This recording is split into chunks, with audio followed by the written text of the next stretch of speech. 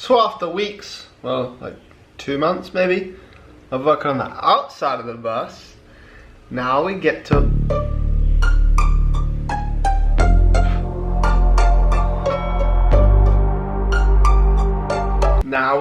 work on the inside. So at the moment it's an empty shell. We're gonna start framing the inside. I'm gonna work below the window first, and then I'll figure out the ceiling.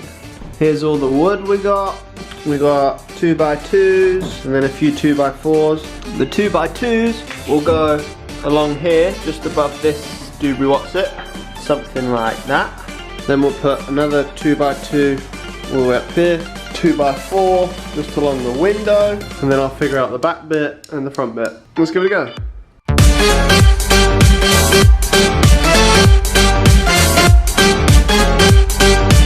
The bottom stud is in. So I've decided where the top under the window stud's gonna go.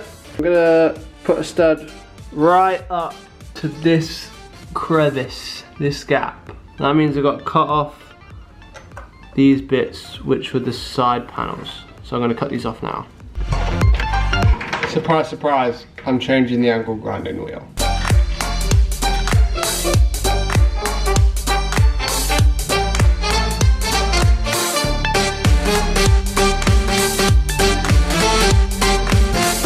Slight change of plan.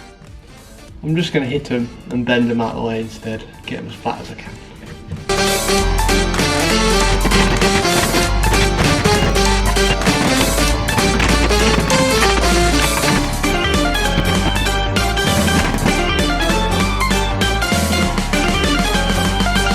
Status update. My hair's looking great, and I hurt my wrist, and framing, and more framing. So I've got my 1x4 furring strips along the ceiling, some 2x3s, 2x4, 2x2, and now I'm gonna go and fill in all of the uprights, but it's gonna be a bit tricky.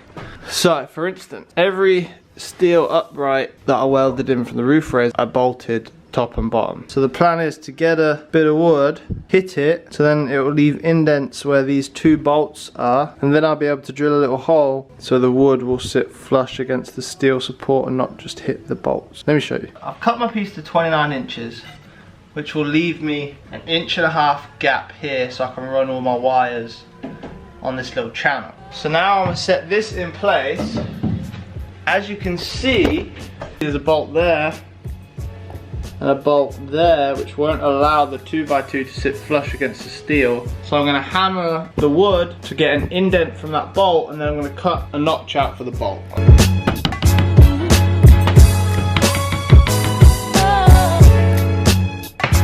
That's now left me with an indent here, indent here.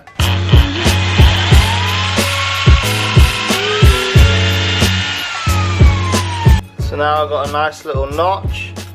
Let's see if it fits over the bolts. In theory, it should fit perfect. There we go.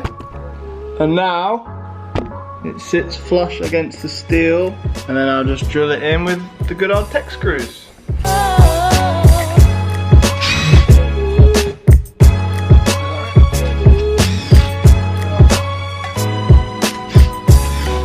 So that is gonna have to get done to all the others. Oh, happy days.